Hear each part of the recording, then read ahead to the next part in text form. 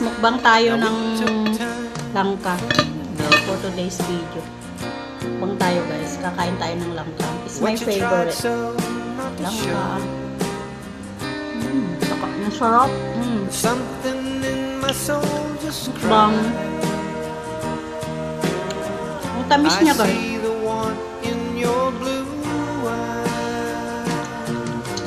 Yung langka po guys, nakakain yung langka na ganito. Tapos yung buto. Pwede rin po ilagay sa mainit. Pwede rin pong ilaga. Tapos kakainin mo yung buto.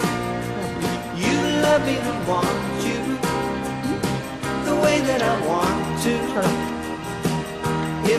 Ang dami pong nagawa ng langka. Pwede po natin ihalo sa bilo-bilo. You told yourself years ago.